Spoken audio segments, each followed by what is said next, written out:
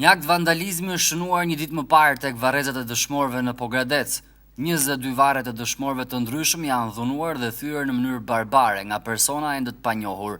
Nga përmasat e thyerjeve dyshohet që ato të jenë thyer me mjete të forta, dru ose varre. Në lidhje me këtë ngjarje të shëmtuar ka reaguar edhe Komiteti i Veteranëve të Luftës në Pogradec. Nëpërmjet sekretarit të tyre, Bedrim Mokrari, Komiteti i Veteranëve ka cilësuar këtë ngjarje si një vandalizëm nga pinjollët fashist, të cilët pavarësisht këtij veprimi nuk do të mund të njollosin atë se çfarë këta dëshmorë kanë bërë për Pogradecin dhe Shqipërinë. Mokrari shtoi se nëse nuk do të merren masa të menjëhershme për zbardhjen e ngjarjes, atëherë përgjigje do të jepet nga familjet e dëshmorëve në datën 5 maj.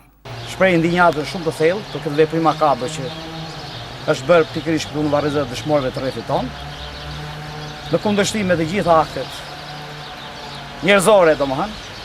Qyteti i Pogradecit është një qytet me njerëz fisnik, me njerëz të cilët i kanë dhënë jo vetëm Pogradecit, por gjithë kombit shqiptar.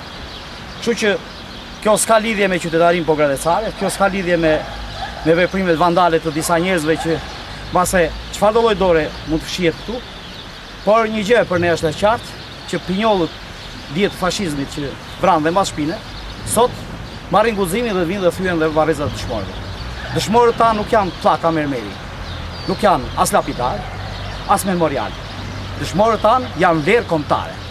Dhe për rrjedhoj duhet nderuar ajo sakrificë, ai gjaku i derdhur që këto ikona të lirisë kanë dhënë jo vetëm për qytetin e Pogradecit, por për gjithë Shqipërinë. Në lidhje me këtë ngjarje, Bashkia e Pogradecit informoi se është bërë dhe denoncimi përkatës në Komisariatin e Policisë së Pogradecit, ndërsa kanë nisur hetimet për zbardhjen e shkaqeve të kësaj ngjarje dhe ndalimin e autorëve.